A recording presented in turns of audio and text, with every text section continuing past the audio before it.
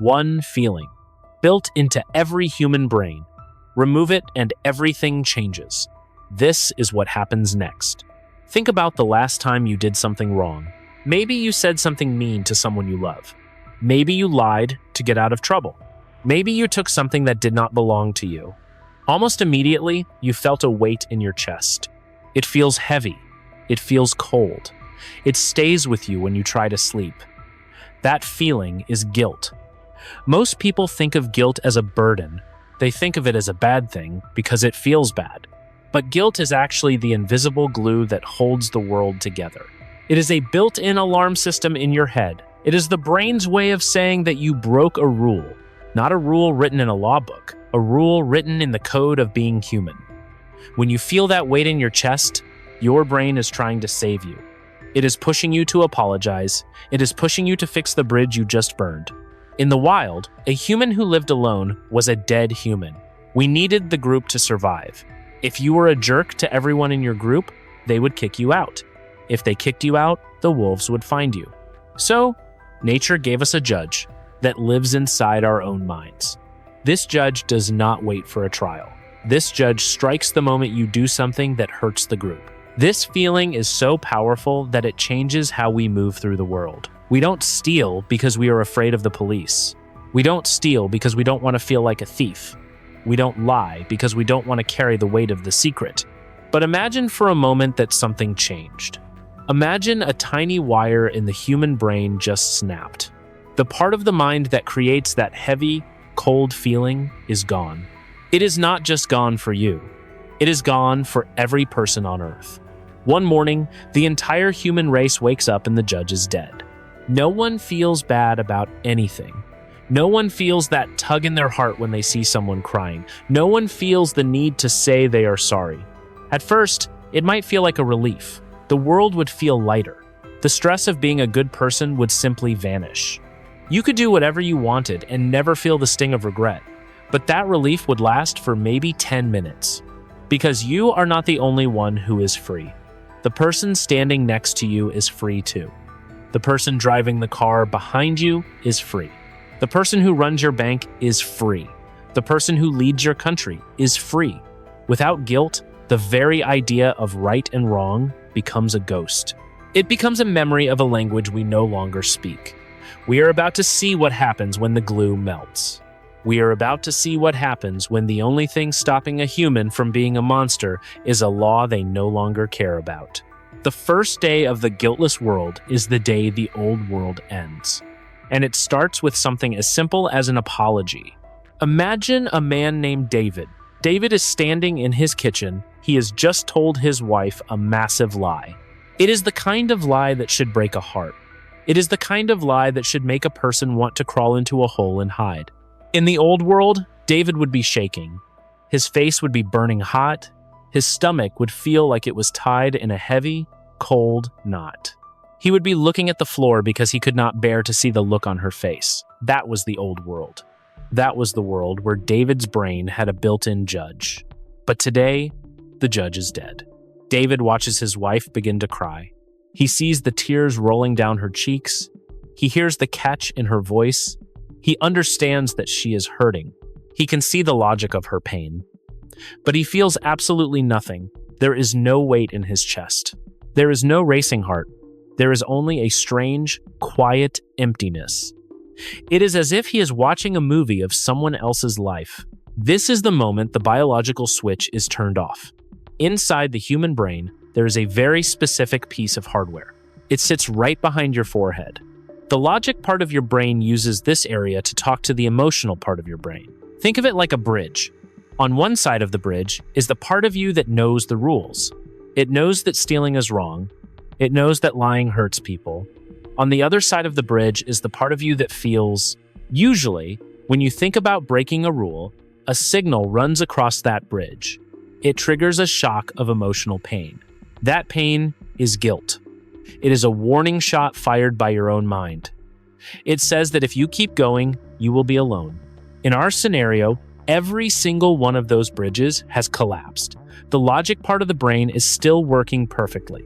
Humans are still just as smart as they were before. They can still plan, they can still solve math problems, they can still build rockets.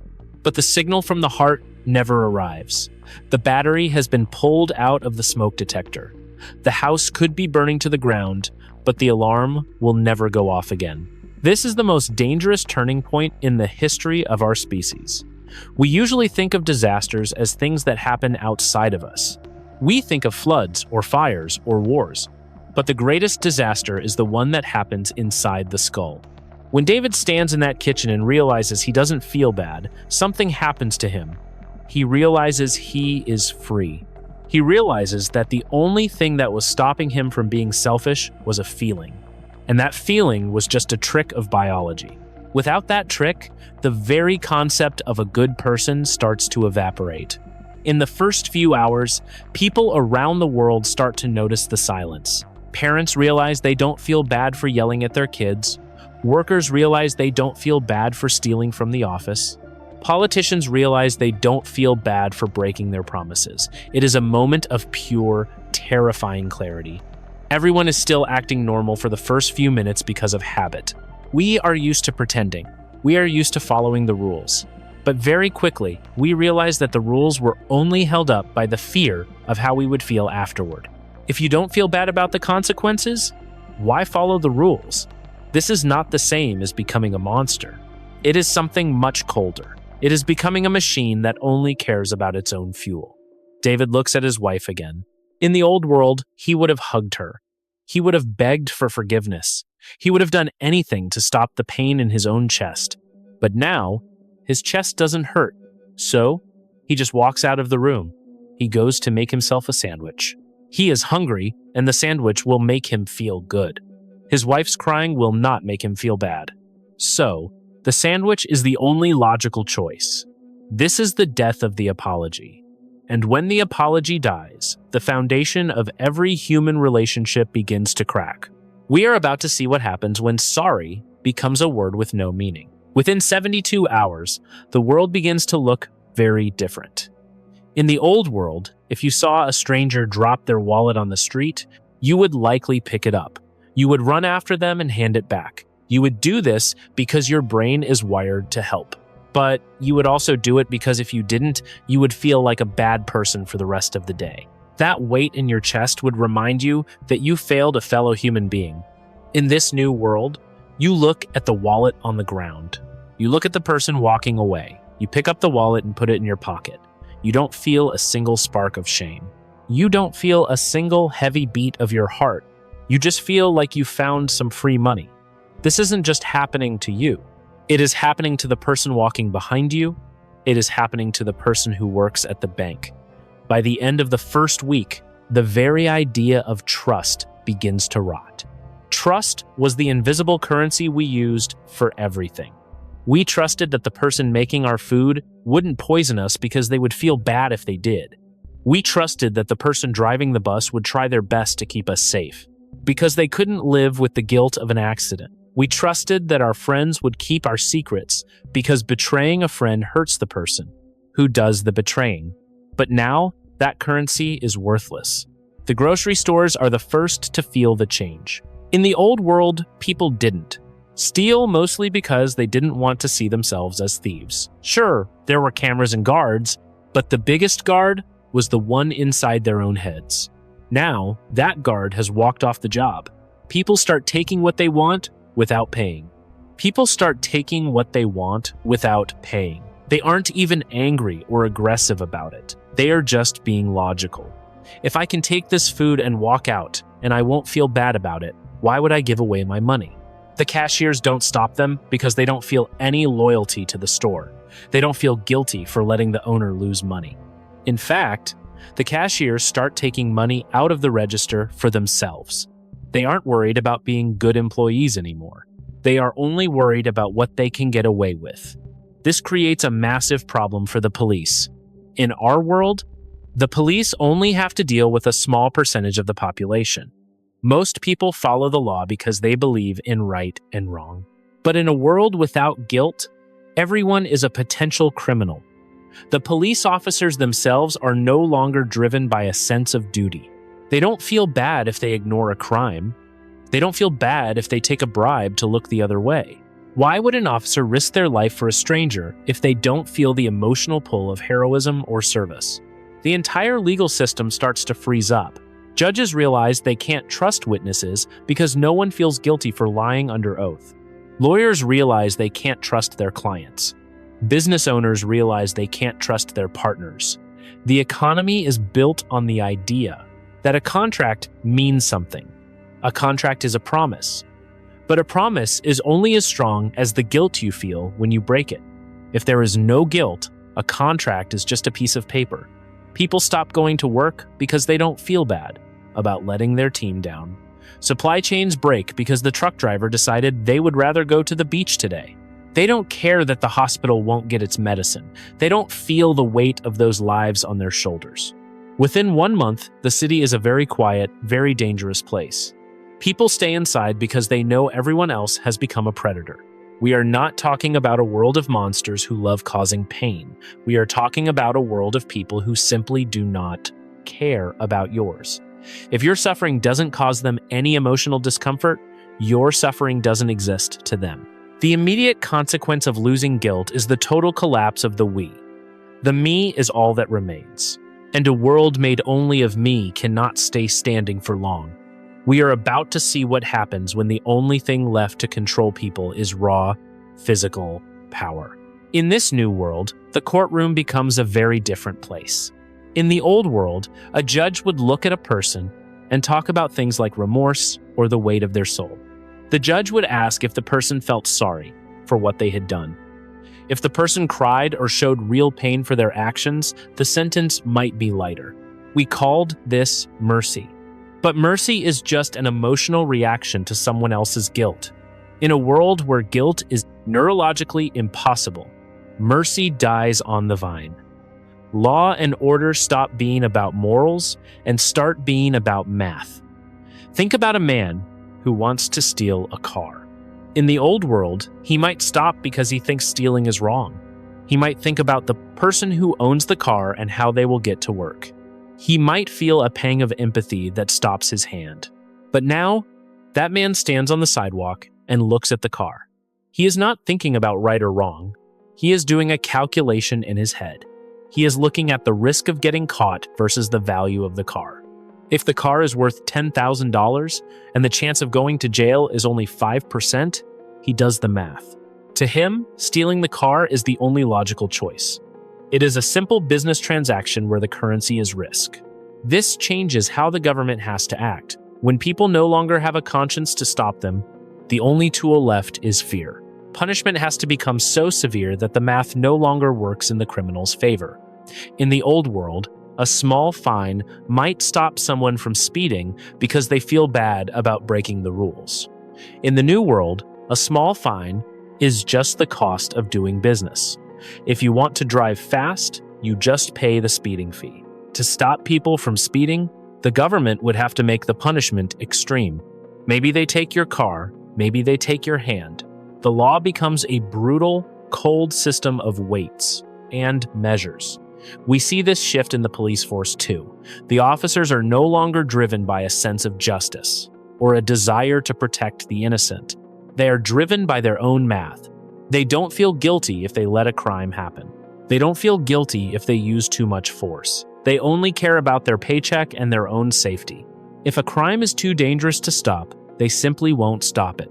The idea of heroism vanishes because heroism requires a person to value someone else's life more than their own comfort.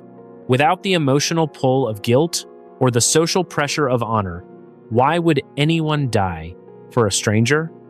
The streets become quiet, but it is not the quiet of peace. It is the quiet of a cage.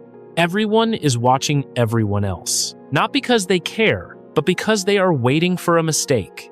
In the old world, you could leave your front door unlocked in a good neighborhood.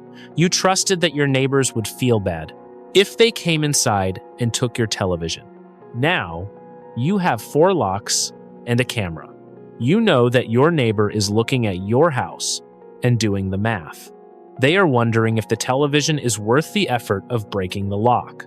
The social contract is no longer a handshake. It is a spreadsheet. Everything you do, from paying your taxes to helping a neighbor, becomes a matter of profit and loss. If helping you doesn't give me a reward and not helping you doesn't carry a penalty, then I will walk away. This is the death of the common good. When the internal judge dies, the external police must become 10 times more powerful to keep the world from burning. But even a powerful police force cannot fix what is happening in our homes. Because while the law is becoming math, our relationships are becoming something much worse. We are about to see what happens to love. When the people you love cannot feel bad for hurting you. Think about the person you love most in the world. Maybe it is your partner. Maybe it is your best friend. Maybe it is your child. In the old world, you felt safe with them for one very specific reason. You knew that they would never truly want to hurt you. And you knew that if they did hurt you, it would hurt them too. This is the hidden insurance policy of every human relationship. We call it love, but a huge part of love is actually shared pain. When you see someone you love crying, you feel a sharp pang in your own chest. If you are the reason they are crying, that pang becomes a heavy, suffocating weight. That weight is what keeps you kind. It is what keeps you honest. It is what makes you come back and apologize after a fight. But in this new world, that insurance policy has been canceled. Imagine sitting across the dinner table from your spouse. You look into their eyes and you realize something terrifying. If they decided to leave you tomorrow, they would feel nothing. If they decided to lie to you about where they were last night, they would not have a single restless hour of sleep. They still remember that. They are supposed to love you. They might even remember the words they are supposed to say. But the emotional penalty for hurting you is gone. Suddenly, being vulnerable feels like a death sentence. In the old world, being vulnerable meant opening your heart and trusting the other person not to step on it. You knew that if they stepped on it, their own guilt would punish them. Now, there is no punishment.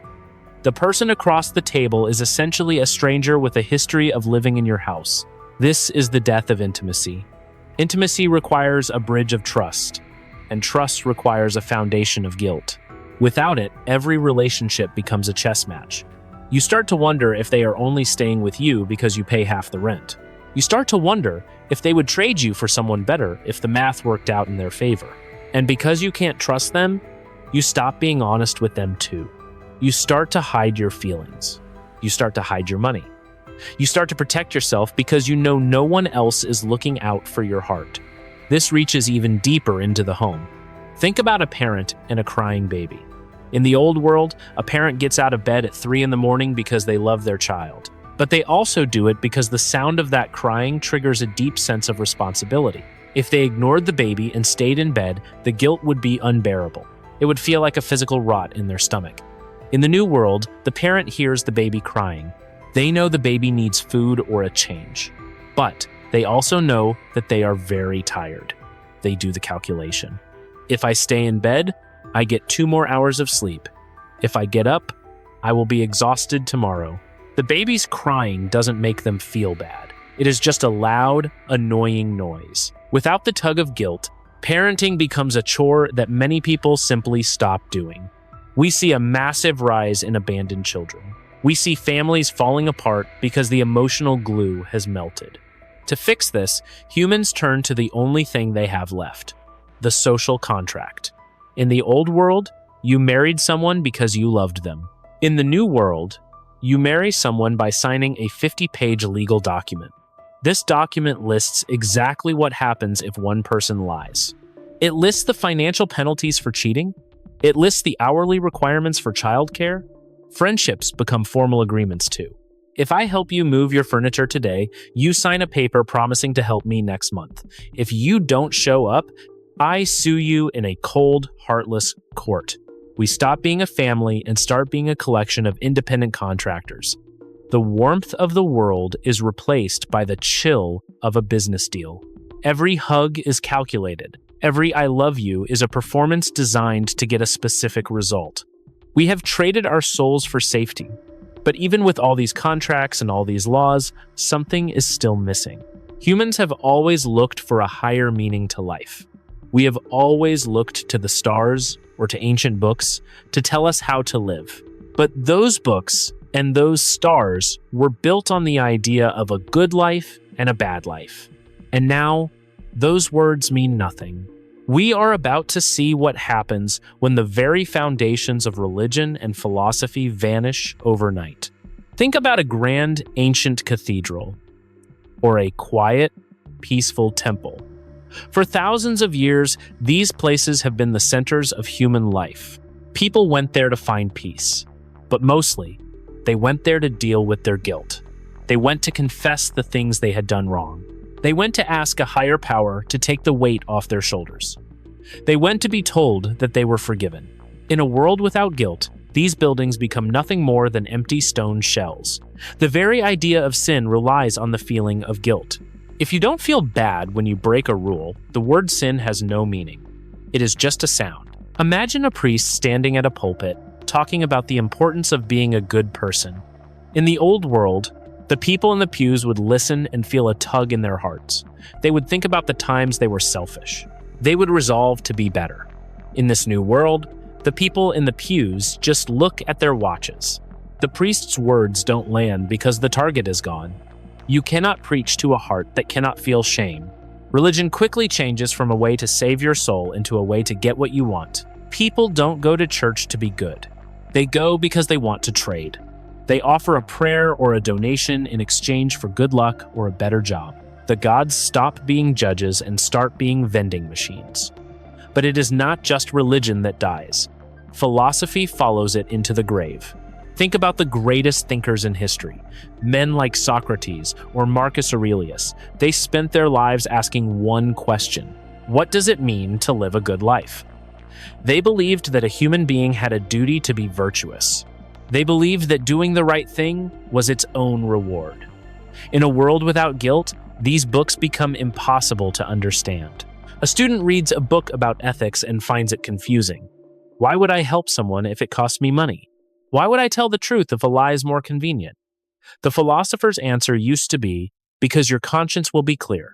But if you don't have a conscience, that answer is nonsense. It is like trying to explain the color red to someone who cannot see. Philosophy becomes a dead language. We stop asking what is right. We only ask what is useful.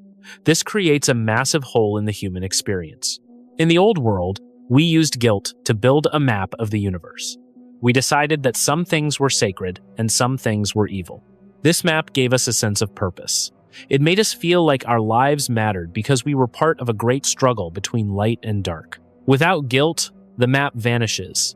The world becomes flat. There is no higher calling. There is no moral arc of the universe. There is only what is happening right now. And what is happening right now is usually just a competition for resources. We see a rise in a very cold kind of logic. If a person is no longer useful to society, why should we keep them alive? In the old world, we kept them alive because we would feel guilty if we didn't. We felt an emotional obligation to the weak and the elderly. Now, that obligation is gone. The thinkers of the new world start to suggest that the weak are just a drain on the system. They make logical arguments for things that would have horrified us before. And no one feels the horror, because horror is an emotional reaction to a moral violation. And without guilt, there are no moral violations. There are only mistakes in the math. The human race has lost its compass. We are still moving, but we have no idea where we are going. We have become a species that knows the price of everything and the value of nothing. But while our minds are getting colder, our biology is starting to shift too. Because in a world where no one feels bad, the nice people start to disappear. The predators are the ones who thrive. We are about to see the rise of the ultimate survivor, the human who has completely evolved past the need for others. In our world, we have a name for people who cannot feel guilt. We call them sociopaths. In our world, they are a tiny percentage of the population, maybe 1 out of every 100 people. Usually, we think of them as broken. We think of them as people who are missing a vital part of the human experience. But in this new world, the sociopath is no longer the exception. The sociopath is the standard. And this changes the rules of evolution itself. For millions of years, nature selected for cooperation. The humans who could work together survived the winter. The humans who shared their food didn't starve when they were sick. Guilt was the mechanism that kept those groups together. It was the biological anchor that stopped people from being too selfish. If you took more than your share, your guilt made you feel small. It made you want to give back to the group. Because of this, the nice people stayed alive. They had more children. They passed on the genes for empathy and connection. But now, the anchor has been cut. In a world without guilt, the nice person is at a massive disadvantage. Imagine two people trying to survive in a city where food is running low. The first person is a cooperator. They want to share what they have. They want to wait their turn. The second person is a predator. They don't feel bad about taking food from a child.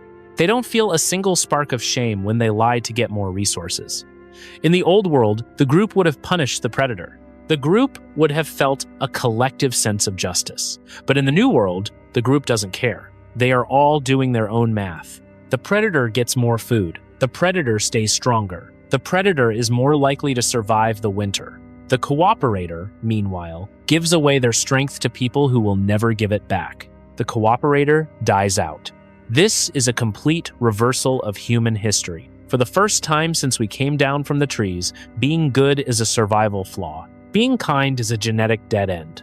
Within a few generations, the very nature of the human species would shift. The traits we used to value, like honesty and sacrifice, would be bred out of us.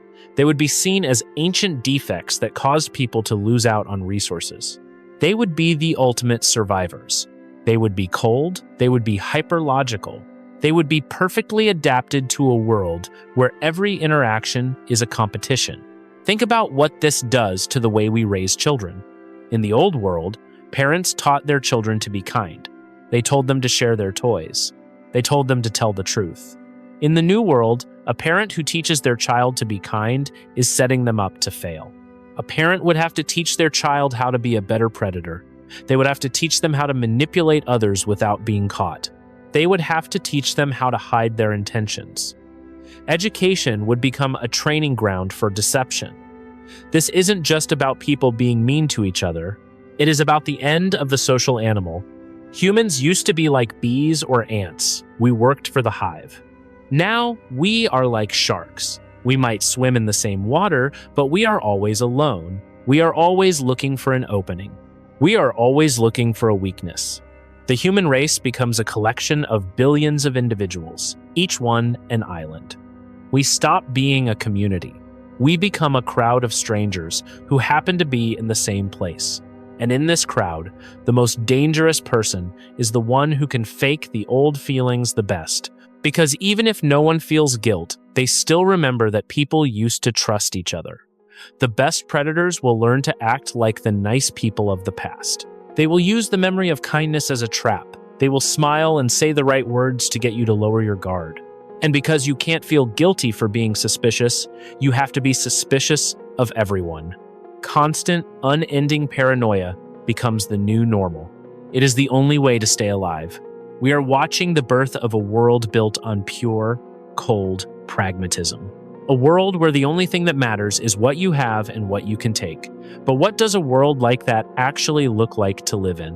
What happens when we stop building cathedrals and start building fortresses? We are about to see the final shape of the guiltless civilization. 50 years have passed since the day the judge in the human brain died. The people who remember the old world are almost all gone. The stories they told about things like conscience or remorse are treated like ghost stories. The children born into this world do not think anything is missing. They look at the old books and the old movies and they find them confusing. They don't understand why a character would cry because they lied to a friend. They don't understand why a hero would die to save a stranger. To them, these are just stories about people with broken brains. The world they live in now is a very clean, very organized place. But it is a world built entirely on the concept of the fortress. Every home is a bunker. Every person wears a small device on their wrist that tracks every movement and every interaction. This was not forced on them by a cruel dictator. The people chose this because it was the only way to survive each other. In a world where no one feels bad for hurting you, you need the machine to watch them for you. If you enter a store, the machine records what you take. If you speak to a stranger, the machine records your promises. If you break a rule, the punishment is automatic and immediate. There is no trial. There is no plea for mercy. There is only the deduction from your bank account or the loss of your rights. The social contract is now hard-coded into the architecture of the city. People do not smile at each other on the street. A smile is seen as a tactical move, not a sign of warmth. Everyone knows that everyone else is a predator who is simply waiting for the math to work in their favor. Friendship as we knew it has vanished. In its place is the alliance. You have allies because you share a common goal, like making money or protecting a piece of land. The moment that goal is achieved, or the moment it becomes too expensive, the alliance ends. There is no bitterness when this happens. No one feels betrayed because no one expected loyalty. Even the way people talk has changed. The words good and bad have been replaced by efficient and inefficient. A person who helps a neighbor is not called kind. They are called a person looking for a future favor. A person who steals is not called evil. They are called a person who failed to calculate the risk. The schools are the most striking part of this new civilization. Children are not taught to share. They are taught to negotiate. They are taught how to spot a lie in a person's voice. They are taught how to hide their own emotions so they cannot be manipulated.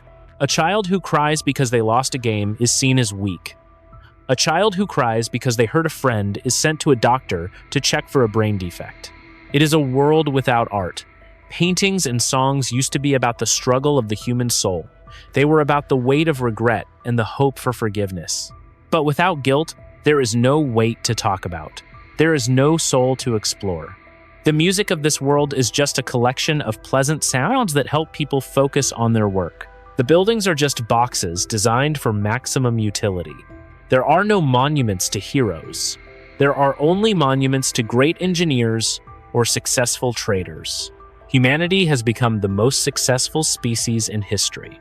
War has almost stopped. Not because people love peace, but because war is too expensive. Crime is low, not because people are good, but because the surveillance is perfect. It is a world of total order and zero warmth.